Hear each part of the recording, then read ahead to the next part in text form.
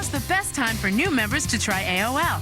Plug it in and you go. Call 1-877-265-0100 and get our best offer ever. Plus features you'll only find on AOL. When you know you got mail, you hear this really cool voice that says, "You've got mail." Oh, I love that. I wonder who that guy is. My single favorite feature has got to be instant messages. It's having a verbal chat electronically. Our free 24-hour customer service representatives are always available by phone. They're very responsive. They speak your language. Nicest, kindest, most patient people I know. Parental controls help keep kids safe. My mom's got it, my dad's got it, both my brothers got it. AOL has it all. You can have it all too. Call 1-877-265-0100. Join AOL now and get our best offer ever. America Online. So easy to use, no wonder it's #1.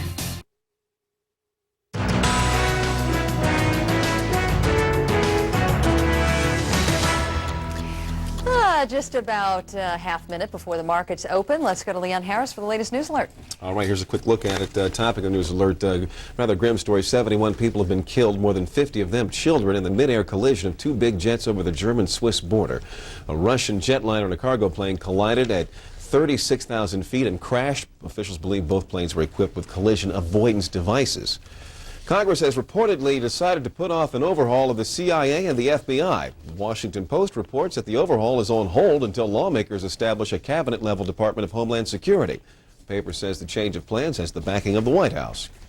And the wildfire battle in Arizona is tilting in favor of the firefighters now. The Rodeo Chetasky fire is about 70% contained, and if the progress keeps up, firefighters hope to have the blaze contained by Sunday. Paula, over to you. All right, thanks, Leon. After 6 tries, millionaire Steve Fawcett is making history, or about to make history, in a spirit of freedom.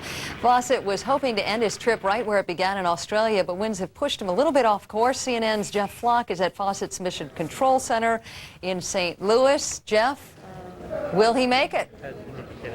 Oh, I think so, Paul. I tell you what, I'd like to have a hot air balloon right now. Maybe we could get up and up a little higher than where we are right now. Maybe you could see us a little bit better. But perhaps you can see the crush. This is a pretty good indication that they're very close. Although it does appear that it's going to be a little later than we first thought. Maybe we thought 8:30 local time. That's 9:30 Eastern. It now looks more like maybe 9:40 or so. Perhaps you see the guys down there. I don't know if you're able to see, but Kevin Stass, who is an employee of Richard Branson's, who works now with Steve Fawcett, who was working air traffic control. They're looking where he's going to cross the line, and of course when he crosses the line, it's kind of a, an imaginary line out there, the 117th parallel, and so there's no printed finish line on the ocean there, so that it'll be a little bit anticlimactic perhaps, but the other thing they got to worry about here is that they also got to get him down safely. So I don't think you're going to see big celebrations with champagne corks popping, but clearly they're pretty happy about what they've achieved thus far. I was just looking in the last hour at what Steve Fawcett has already accomplished,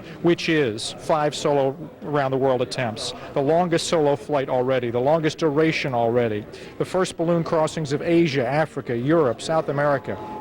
He is really no stranger to achievement with a balloon, but this is the one that really took the time.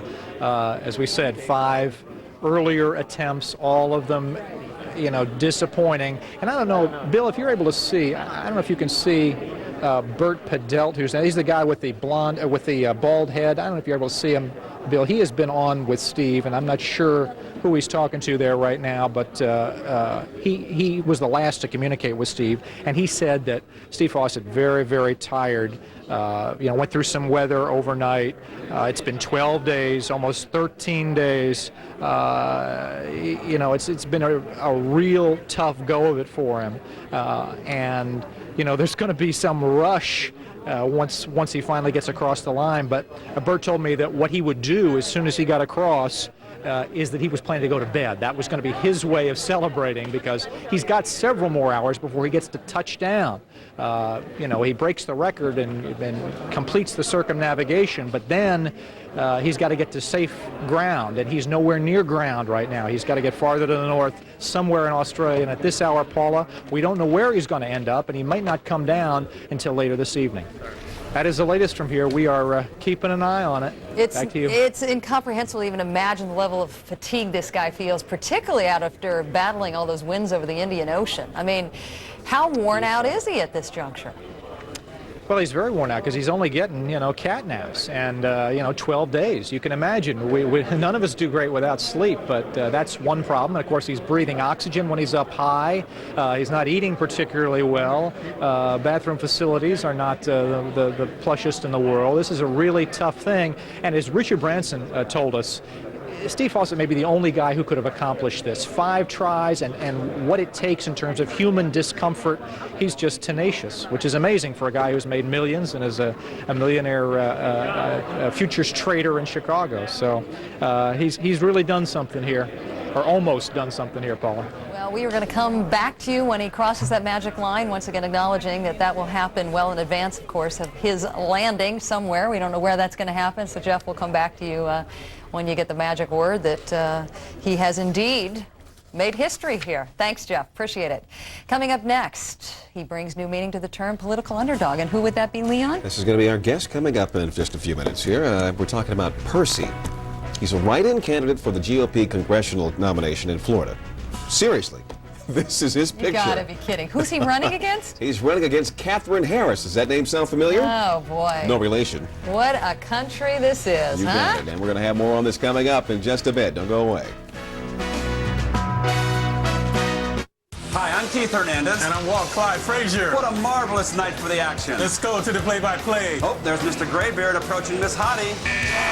Oh, no. Rejected. Clyde, that's gotta hurt. Yeah, no play for Mr. Gray. Get that man our Just for Men Brush In Color Gel. It's specially formulated to penetrate coarse facial hair and gets rid of gray in 5 easy minutes. Gets rid of strikeouts, too. Just for Men Gel. The Rejuvenator. We had gotten so disgusted with the machine and so fed up with it that we decided to try to upgrade. We were lured by the iMac. Then we looked at the operating system and said, wow, this is possibly the best operating system I've ever seen. We plugged it in, she answered 4 questions, and she was surfing the internet. We were absolutely silent and stunned by this. It's not just for artists. It's not just for pointy-headed intellectuals from California. It's for us. It's for programmers. It's for developers. This thing is an all-around computer.